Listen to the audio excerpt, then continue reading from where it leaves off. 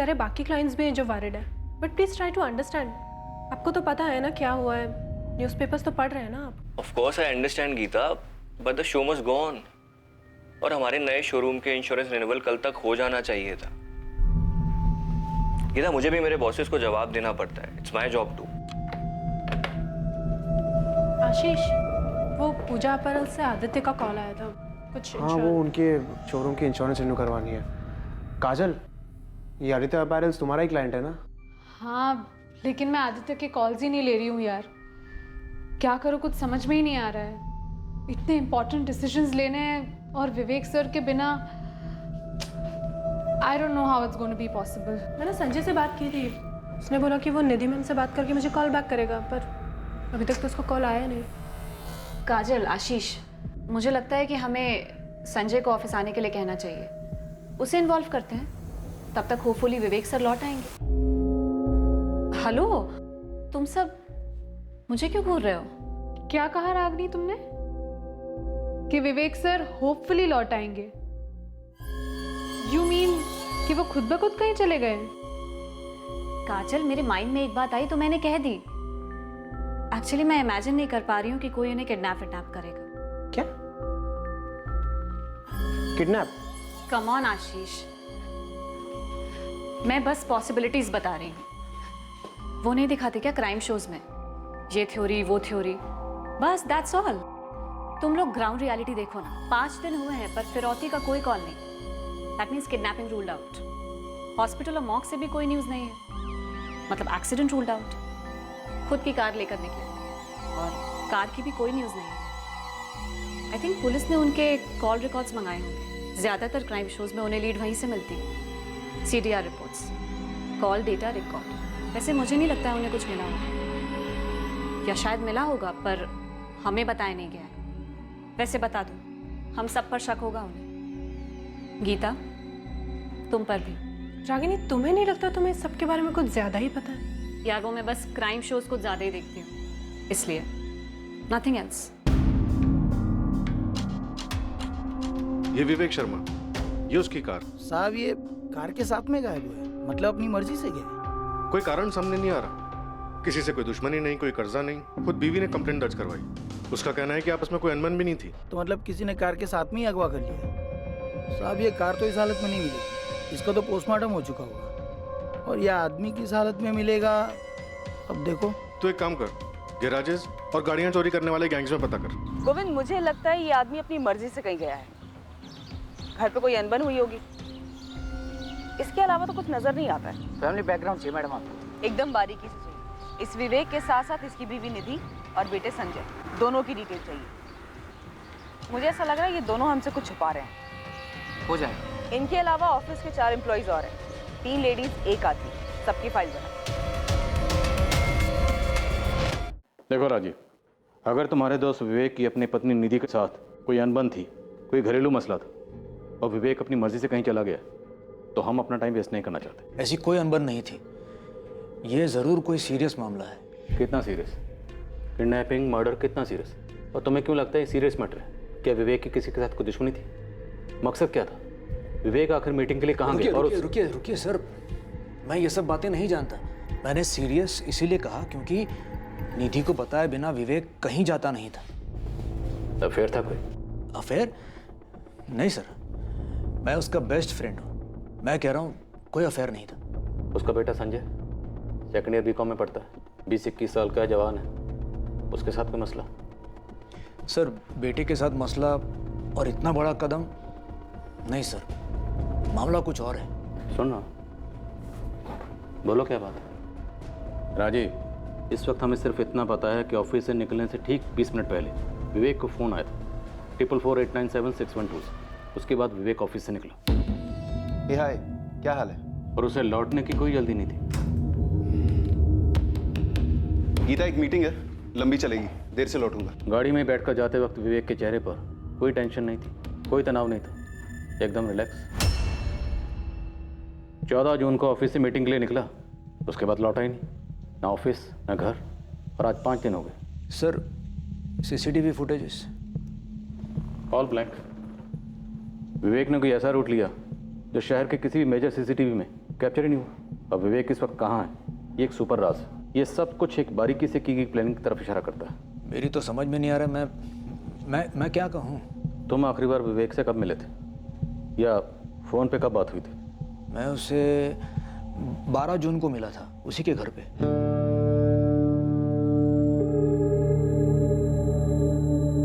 राजीव, हमारा wild gas क्या कहता है, विवेक कहाँ गया होगा? क्या वाइल्ड गेस करो सर, मेरा बेस्ट फ्रेंड गायब है, मुझे तो कुछ नहीं सूझ रहा। एक बार फिर से पूछ लो, आर यू श्योर कोई अफेयर नहीं था? नहीं सर, कोई अफेयर नहीं था।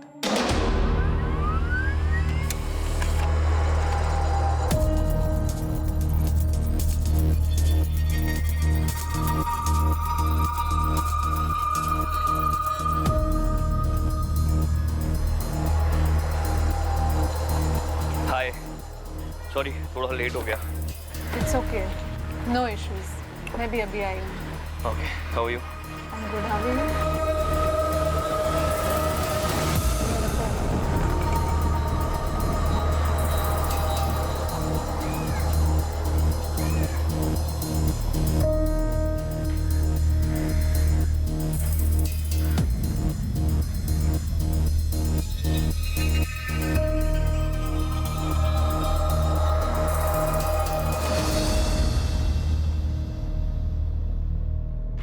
सर, विवेक शर्मा का लास्ट फोन लोकेशन उबैदुल्लागंज था। उबैदुल्लागंज? हाँ सर, विवेक के ऑफिस से ठीक 35 किलोमीटर दूर। 2:05 पर विवेक का फ़ोन स्विच ऑफ हुआ। वो ऑफिस से 12:35 को निकला था। ज़रूरी नहीं कि विवेक उबैदुल्लागंज पहुंचा हो सकता है सिर्फ उसका फ़ोन पहुंचा। लगता है विवेक खुद पहुंचा था सर। 12:15 बजे उसे जो कॉल आया था 44489761 से, उसका कॉलर ट्रेस हुआ। कोई मुकेश चंद है। इस मुकेश चंद ने 12:15 बजे उबैदुल्लागंज से फ़ोन किया और इस नंबर वाले फ़ोन का लोकेशन 1:55 तक उबैदुल्लागंज में ही था। उबैदुल्लागंज में कोई विवेक का इंतज़ार कर रहा था। विवेक वहाँ पहुँचा और फिर कुछ हुआ, फ़ोन स्विच ऑफ। 12:15 बजे से जो कॉल आया तभी मीटिंग का टाइम और जगह फिक्स हुई होगी।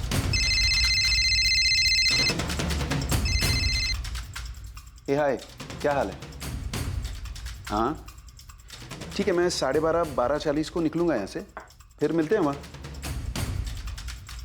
Okay bye.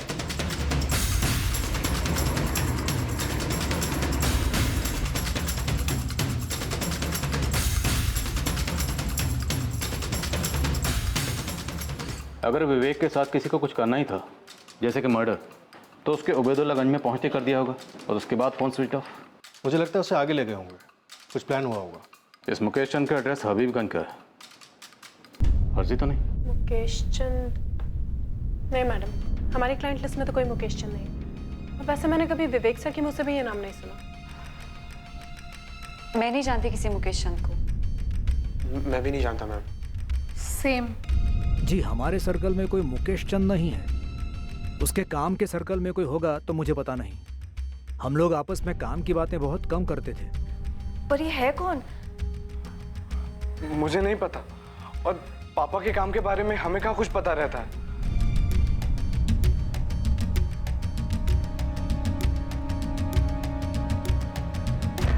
Vivek Sharma missing case के ड्रामे में अब एक नया किरदार दाखिल हुआ। उसका नाम था मुकेश चंद। लेकिन विवेक की पर्सनल और प्रोफेशनल लाइफ में से कोई भी इस व्यक्ति को नहीं जानता था। उस रहस्यमय मीटिंग में जाने से पहले और उस मीटिंग के 1 महीने पहले से विवेक शर्मा की बात एक नंबर से होती रही थी और वो नंबर इस मुकेश चंद के नाम पर रजिस्टर्ड था। लेकिन सवाल यह था कि कौन था ये मुकेश चंद? क्या ये वाकई में कोई पर क्या बात है सर? अभी ऑफिस में होंगे। हाँ, और कहाँ होंगे? लेकिन आप बताइए, आप उनके बारे में पूछ क्यों रहे हैं?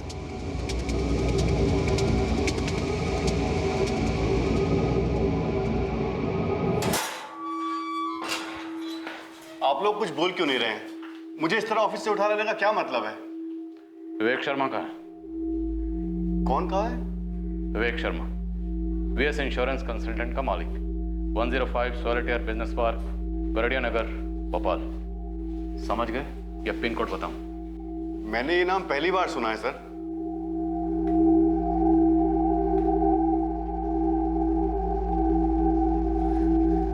मुझे नहीं मालूम ये कौन है। मुझे भी नहीं पता कि पापा इसे जानते हैं या नहीं।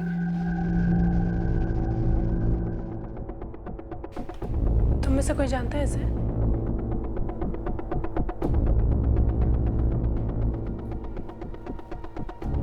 लेकिन ये नंबर मेरा नहीं है सर।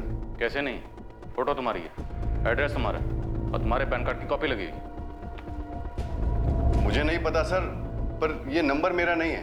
तुम्हारे इलाके हबीबगंज में जो मोबाइल शॉप है ना, फास्ट मोबाइल शॉप, उसे हमने ढूंढ निकाला।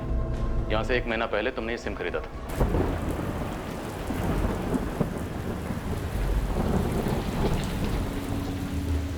ये नंबर 4448976112 यहीं से बेचा गया था। एक सेकंड सर, चेक करता हूँ।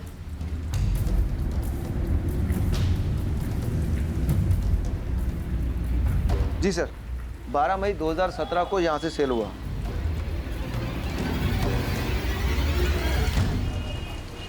ये मुकेश चंद है? डॉक्यूमेंट तो उसी के हैं, वही होना चाहिए। सर ये है तो मेरे ही, लेकिन मैंने कोई नंबर नहीं लिया 1 महीना पहले। विवेक शर्मा 5 दिन से गायब है और गायब होने से पहले उसकी आखिरी बात तुमसे हुई थी। क्यों गायब किया उसे? नहीं सर, मैं किसी विवेक शर्मा को नहीं जानता। ये मेरे कागजात का गलत इस्तेमाल किया है किसी ने। मुझे कोई फंसा रहा है। कौन फंसा रहा है? क्यों फंसा रहा है? तुम्हारे सारे कागजात किसी के हाथ में कैसे पहुंचे? मुझे मालूम नहीं सर, आप किसी से भी पूछ लीजिए। मैंने आज तक एक सिग्नल तक नहीं तोड़ा है। मैं आदमी को क्या गायब करूंगा? सर विवेक के सारे सर्कल में मुकेश के बारे में किसी को नहीं मालूम। ये मुकेश ये नहीं जानता कि इसके डॉक्यूमेंट्स यूज कैसे हुए। जरूर कुछ झोल है सर। पक्का झोल है, और उससे बड़ा झोल ये है कि इस झोल के बारे में विवेक से जुड़े किसी भी शख्स को कुछ नहीं पता। या सिर्फ कह रहे हैं कि कुछ नहीं पता। ये विवेक शर्मा के ऑफिस के सभी लोग का पीछा किया मैंने। अब ये मत कह देना गोविंद की तुझे कुछ मिला नहीं है। आपके लिए कुछ है मैडम? अब ये नहीं मालूम कि कितने काम का है, पर है। बोल जल्दी। ये जो गीता कुमारी है ना मैडम, ये मुझे कुछ टेंशन में लग रही थी।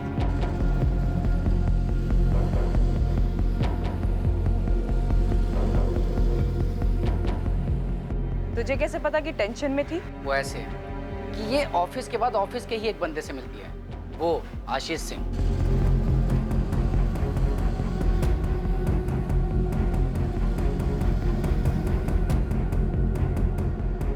मुझे सबसे अजीब बात ये लगी मैडम कि ये दोनों एक ही ऑफिस में सारा दिन साथ साथ होते हैं, फिर शाम को ये बाहर क्यों मिलते हैं, वो भी चोरी छुपे? और बाकी दोनों लड़कियां? ये 2 लड़कियों में जो एक लड़की है ना काजल, ये एक आदित्य से मिली थी। कौन है आदित्य? पूजा पैरल नाम की कोई कंपनी है, विवेक शर्मा की कंपनी के कस्टमर है ये लोग। ये आदित्य वहीं काम करता है। और मैडम इन दोनों की जो मीटिंग हुई ना, बस मीटिंग लगी मुझे कुछ ऐसा खास नहीं लगा। और वो रागिनी? ये रागिनी, ये बहुत अजीब लगी मुझे। कैसे? पता नहीं कि मुझे ऐसा लगा कि उसे पता था कि मैं उसका पीछा कर रहा था।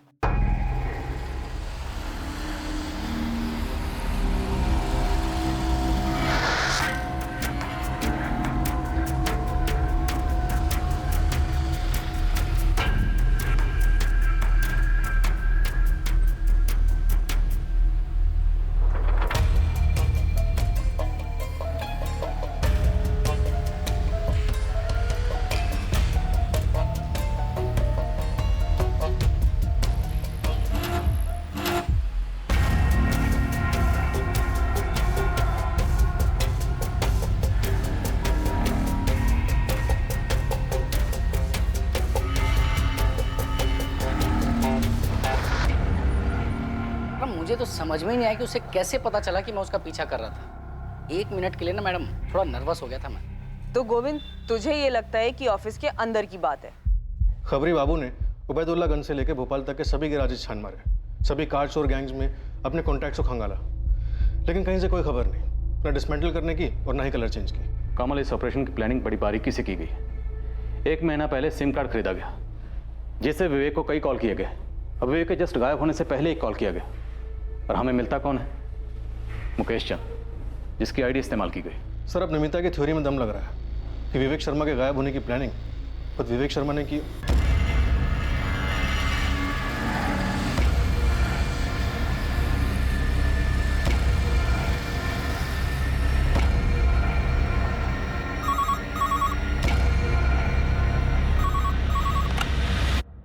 Karambir police station. Inspector Rathore बोल रहा हूँ। विवेक शर्मा को ढूंढना बंद कर दो। कौन बोल रहा है? तुम्हें लगता है मैं तुम्हें बताऊंगा? अच्छा ठीक है, मत बताओ कि कौन बोल रहा है, लेकिन इतना तो बताओ कि हम विवेक शर्मा को ढूंढना क्यों बंद करें? क्योंकि वो अब नहीं मिलेगा। क्यों नहीं मिलेगा? कोई कारण तो होगा। अपना वक्त बर्बाद करते रहो और कारण ढूंढते रहो, लेकिन इतना याद रखो वो कभी नहीं मिलेगा। क्यों? मारा गया है? इंस्पेक्टर केस क्लोज करो। ये कंप्लेंट ही तुम लोगों को गुमराह करने के लिए की गई है। हेलो,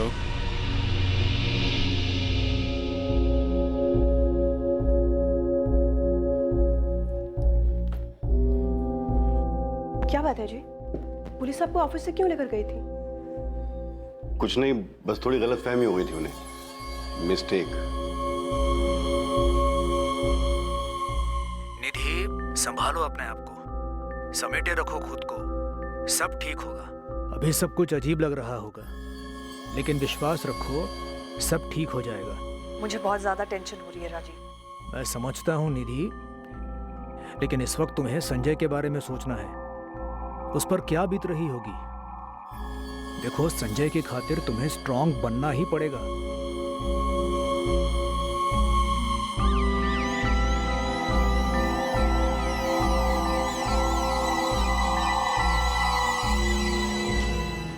वही नंबर सर, 444897612। इसी नंबर से कॉल आया था, मुकेश चंद वाला। वो नंबर अभी तक एक्टिव है? इंस्ट्रूमेंट के आई में नंबर ट्रैकिंग पे डाला है सर। हमारे साथ वाकई में गेम खेला जा रहा है। और ये जो भी है काफी ढीठ खिलाड़ी है। थोड़ा रिवाइंड मोड में जाते हैं। विवेक की पत्नी निधि ने क्या कहा था जिस दिन विवेक गायब हुआ? जब वो ऑफिस के लिए निकला, उसका मूड कैसा था? सर उसने कहा था रोज की तरह था, नॉर्मल।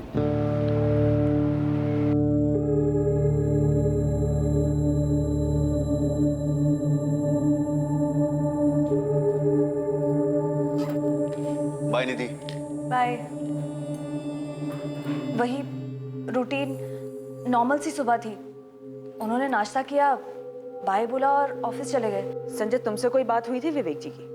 तुमने कुछ अजीब सा नोटिस किया? नहीं मैम, मैं तो अपने रूम में पढ़ रहा था, और वैसे भी जब पापा ऑफिस जाते हैं तो मुझे अलग से बाय नहीं कहते। कड़ियाँ जुड़ नहीं रही हैं। हमारे पास विवेक के बारे में उतनी जानकारी है जितनी हमें विवेक की पत्नी निधि ने दी या फिर उसके ऑफिस के स्टाफ ने। और मुझे लगता है ये लोग हमें पूरी जानकारी नहीं दे रहे। ये मुमकिन ही नहीं है कि 14 जून को विवेक गायब हो जाता है और उसके घर में, ऑफिस में किसी को कुछ पता नहीं कि विवेक कहाँ गया, क्यों गया। कोई बैकग्राउंड तो रही होगी। कोई फाइनेंशियल मामला भी नजर नहीं आ रहा सर। विवेक के बैंक अकाउंट्स, उसके ऑफिस के बैंक अकाउंट्स, उसकी क्लाइंट लिस्ट सभी चेक किए, कहीं कोई हेरा फेरी नहीं है। जिन बैंक्स में विवेक के अकाउंट्स हैं, मैंने उन सभी बैंक से कहा कि विवेक के हर ट्रांजैक्शन पर नजर रखें।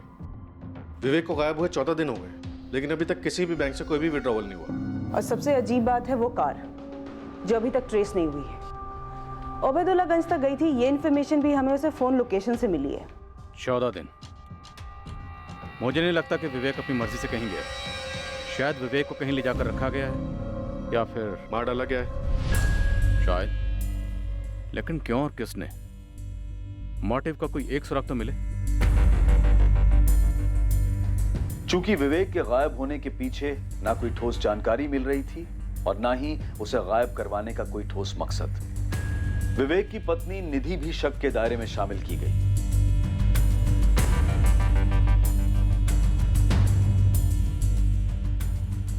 इस केस में विवेक का बेटा संजय भी शक के दायरे में था। विवेक की फर्म का हर एक एम्प्लॉय स्कैनर में आ गया, यह पता लगाने के लिए कि क्या किसी को विवेक से कोई रंजिश थी, क्या उसके गायब होने का कारण ऑफिस में तो नहीं था। इन सस्पेक्ट्स में कोई ऐसा था जिसके पास ऐसी जानकारी थी जिससे केस पर रोशनी डाली जा सकती थी, पर यह जानकारी सामने आने में वक्त लगने वाला था।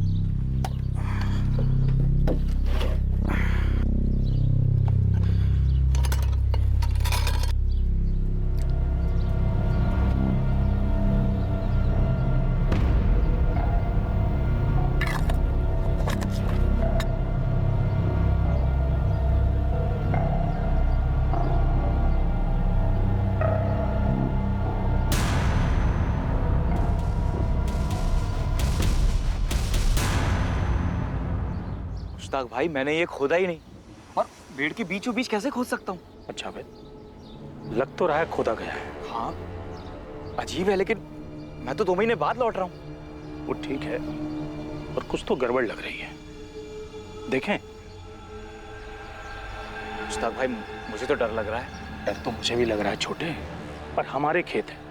अगर किसी ने कुछ उल्टा सीधा कर दिया तो इल्जाम हम पे आ सकता है, इसलिए देखना तो पड़ेगा।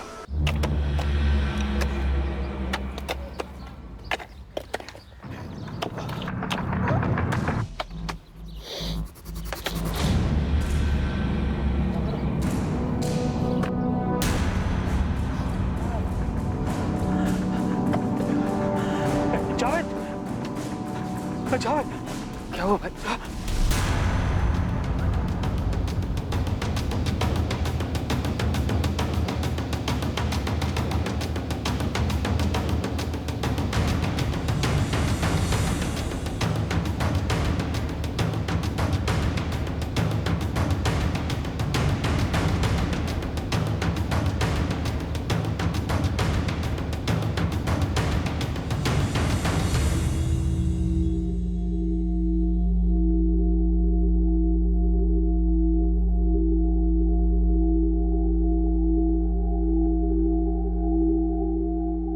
टोटल 16 वार किए गए हैं बॉडी पर, भयंकर तरीके से।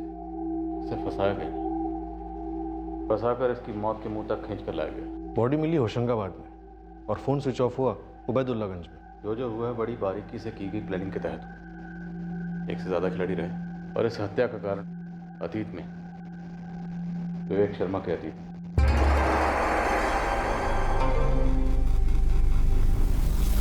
मम्मी, क्या हुआ? पुलिस स्टेशन से फोन था, क्या कहा उन्होंने? मम्मी कुछ बोलिए ना। मम्मी क्या हुआ? आप बोलिए ना, बताइए। उन्होंने बोला कि तेरे पापा की बॉडी मिली।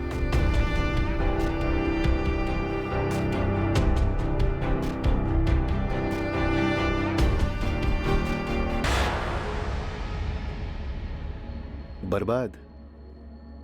मुझे? तुम्हें वाकई लगता है मुझे बर्बाद किया जा सकता है?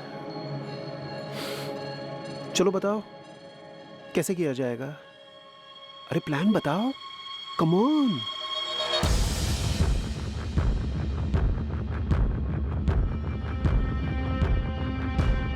कितनी अजीब बात है, मैंने सोचा ही नहीं था कि कोई उसकी बॉडी खोद निकालेगा। मुझे तो लगा था कि पुलिस ने इन्वेस्टिगेशन क्लोज कर दी और अब ये सब बातें सामने आ रही हैं। मतलब और अब हो गया तो हमें संभल कर चलना होगा। सुनो, किसी सूरत में कार मिलनी नहीं चाहिए, समझे? ठीक है।